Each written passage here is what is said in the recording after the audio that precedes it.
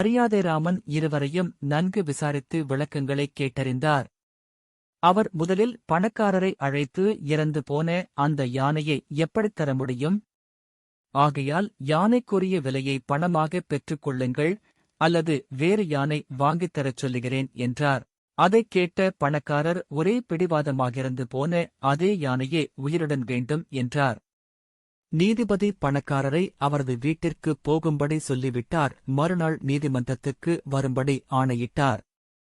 பணக்காரர் போனதும் அவர் செல்வந்தரை அழைத்து, உங்கள் வீட்டின் நிலைப்படி உட்புறக் கதவு அருகில் சில மண் பானைகளை அடுக்கி வைத்து தாழ் போடாதீர்கள், சிறிது கதவைத் திறந்து வையுங்கள் என்றார்.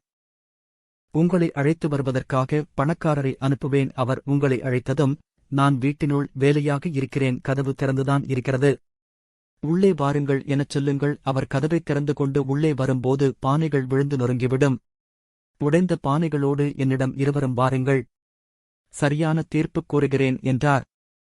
மறுநாள் பணக்காரர் நீதிமன்றத்துக்கு வந்திருந்தார். மரியாதைராமன் பணக்காரரை நோக்கி, உங்களது பிரதிவாதியாகி செல்வந்தரை அவரது வீட்டிற்குச் சென்று அழைத்து வாருங்கள் என்று கட்டளையிட்டார். அதன்படி அவரும் செல்வந்தர் வீட்டினுள் கதவைத் தள்ளி உள்ளே சென்றபோது கதவு அருகில் உட்புறமாக அடுக்கி வைத்திருந்த பானைகள் அனைத்தும் கீழே விழுந்து நொறுங்கிவிட்டன. இதையறிந்த செல்வந்தர் பணக்காரரைப் பார்த்து, என்னமைய உடைந்த பானைகளே வேண்டுமென்று பிடிவாதம் செய்தார். உடைந்த பானைகளை எப்படித் தர முடியும்? அதற்கு பதிலாக பணமோ அல்லது வேறு பானைகளோ தந்து விடுகிறேன் என்றார் பணக்காரர்.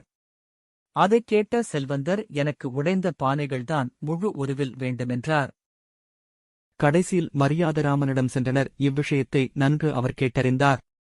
உடைந்த பானைகளை உங்களால் எப்படி ஒன்று சோத்து அதே பானையாக உருவாக்க முடியாதோ அதே போலதான் இறந்த யாழையும் செல்வந்தரால் உயிர்ப்பிக்க முடியாது, ஆதலால் யானைக்கும் பானைக்கும் சரியென்றார் அவர்.